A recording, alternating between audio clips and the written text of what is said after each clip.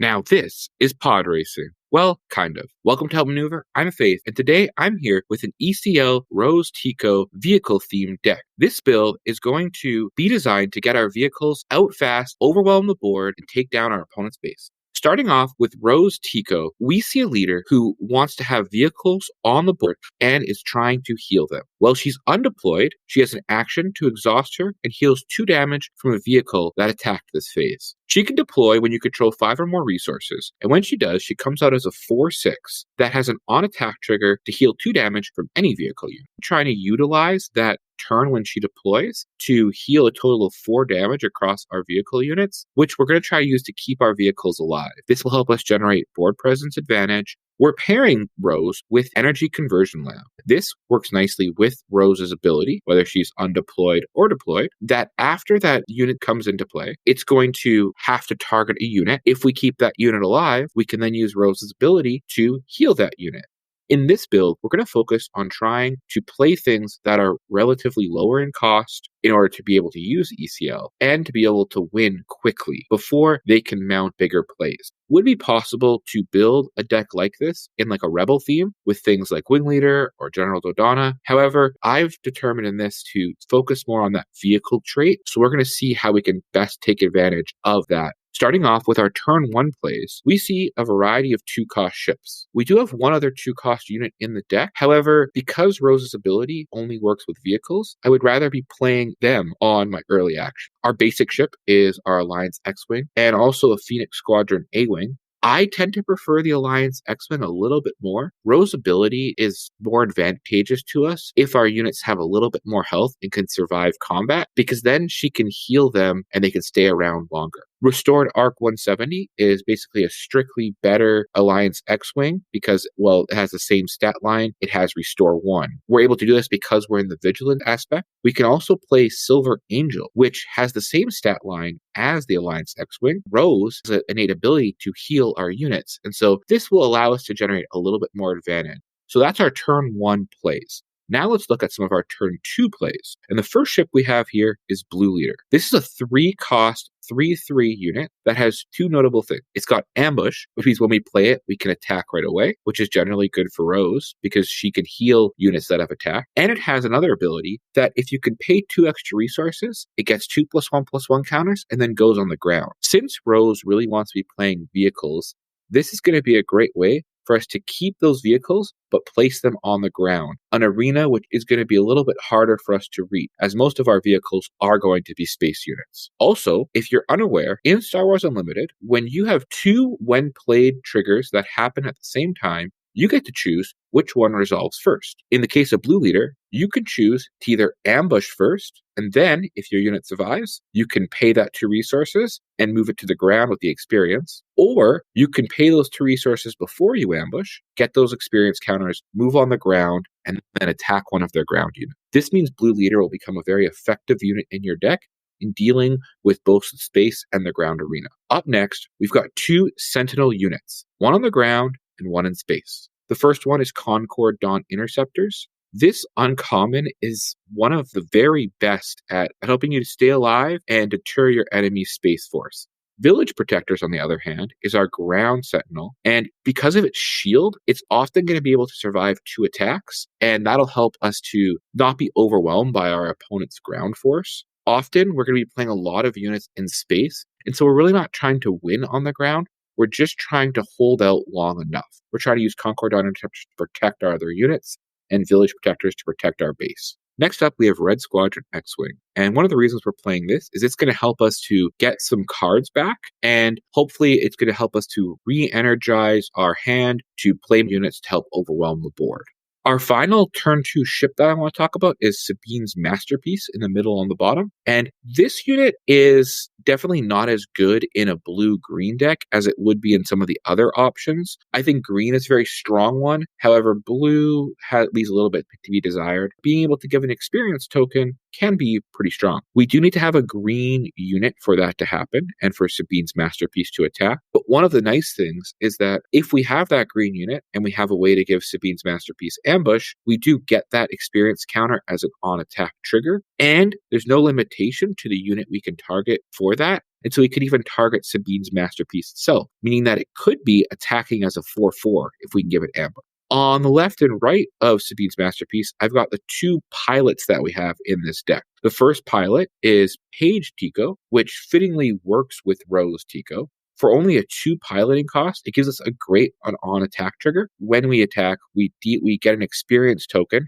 on the unit that's attacking while she's piloting it. However, we do have to deal a damage to it. With Rose, we're able to, on subsequent turns, heal that damage off of our unit, meaning that they just essentially gain an on-attack, get an experience counter. If our opponent doesn't deal with this unit, often we'll be able to just win the game by continuously attacking, because every turn our unit's going to be getting stronger. On the other side, we've got Chewbacca, which has a piloting cost of 3. This unit is actually great if we play it as a unit itself, or if we play it as its piloting cost. Either way, either Chewbacca gets the ability where it can't be defeated or returned to hand by card abilities, or the ship it's piloting gets that ability. Being able to prevent our opponent from destroying our unit or even slowing it down by bouncing it to our hand means they're going to have to find another way to deal with it, especially the fact that we're giving it a +3/+3 stat boost. A further benefit of Chewbacca is that it eats power of the dark sides really well. So if they're playing a control villainy deck, we'll be able to handle that. And since it can't be bounced,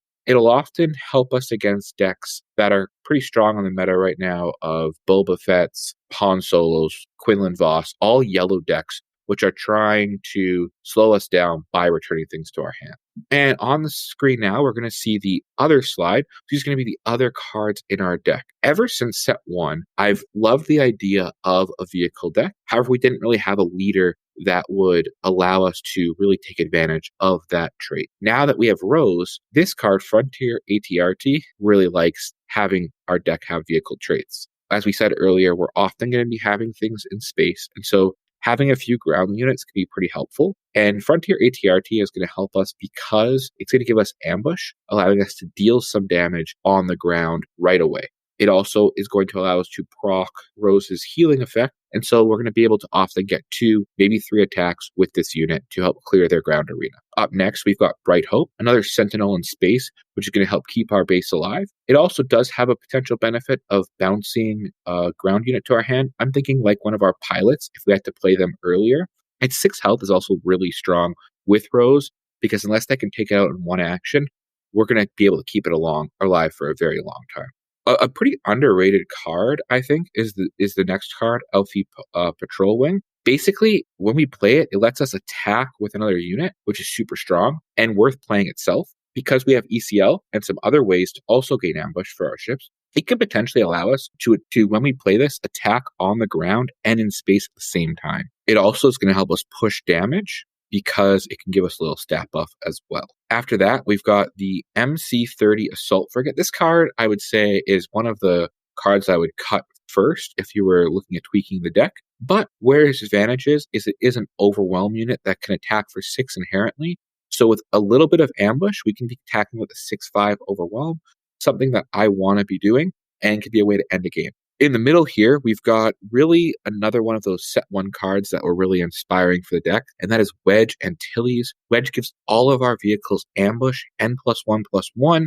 We talked about already how Elfie Patrol Wing can be really strong with ambush, and Wedge also is just going to be helpful for all of our vehicle units. Its biggest problem is it can die pretty easily as a 5/5, and so we do have to be careful how we play it, but it is going to be a threat if we do have a couple of vehicle units on the board already. And so if we can protect it a little bit, it can be really strong with it on the board for 1 or 2 turns. It also works really well with U-Wing reinforcements, the card on the right there. If we have Wedge on the board, when we play U-Wing, where most of our deck is vehicles, and so they're all going to come in with ambush, which really lets us do a lot of damage to our opponent's units on the board. Finally, we've got this Fulcon Ion Tank. This is just a Sentinel unit. I'm sure in the future we're going to get better cards that can replace it. There's the other one from Twilight, which is a 5/5 Sentinel for 6. However, I like the 4/6 because I do like having that extra health to heal up with Rose. So on the screen now, you're going to see our deck list. Most of our cards we're going to have 3 copies of. We do have a few 2-copy ones. I'm a big fan of having at least 11 turn 1 plays that I actually want to play. And so here are my 11. reducing a little bit on that X-Wing because it gets classed out a little bit in my mind. A Chewbacca at 2 may be scandalous for some people because Chewbacca is a really good card, don't get me wrong. However, I want to be using Rose's ability, and so I want to be able to heal my vehicles. I need vehicles to do that. As I said, that frigate is also just not exactly where I want to be. Again, if I have Wedge out or with my ECL, I can have an overwhelming attacking unit, but I have it at 2 for that reason. And finally, the Ion Tank. While it can be helpful, I also want to be trying to win the game, as I said earlier, on turn 5. So hopefully I'm not using that as much. One other thing with the UN reinforcement to remember is it is one of the few ways to get yourself out of a check position where if your opponent has potential to win the game with lethal damage on the ground and space, this is one of those few ways which we can play UN and grab our village protectors and our Concord Dawn Interceptors, or maybe grab a Frontier ATRT or a Patrol Wing and allow us to play multiple units to hopefully stem off their lethal damage on their attack. I wanted to be really consistent in making sure I had plays on that turn 1, turn 2, turn 3, turn 4, trying to win on turn 5, with U-Wing being as top and trying to just to kind of keep us around. This leads us to, however, some omissions from the deck that maybe if you were building a Rose deck, you might want to add. So I did not include the 2 kind of 8 big cost units of Home 1 or Redemption. Both of them have great when played effects, but I'm just finding that I want to win a little bit before them, and I think that other later game decks will outclass us, and so we're trying to find strength in early advantage. We also don't run any of those kind of big blue cards that would help us control the game more, something like Luke Skywalker or even a Chewbacca. These cards are great, no doubt about it. However, we want to be trying to win before we play Luke, and so that just has us not playing him. Finally, in my version, I don't have any of those removal spells you might normally see in blue, whether that be Takedown, Fellow Dragon, Direct Hit, or your All Clear Kid. Obviously, some of these are going to be meta calls, and so like a Takedown could be great against a Sabine or against Tech. Your All Clear Kid could be good if your opponent's doing an aggro space becomes a popular thing. So understanding your meta is important. I opted to go a little bit less controlling and more trying to do my thing than being reactive and trying to worry about what my opponent's doing. I'm trying to use my units as the combat force to remove their things on the board rather than playing these spells, mostly because of Rose's ability to heal my units. So please let me know in the comments what you guys think of this Rose Tico deck. Again, it's not exactly pod racing, but it is trying to launch vehicles really fast into my opponent's base to help us win the game. Thanks, you guys. We'll see you next time on Outmaneuver.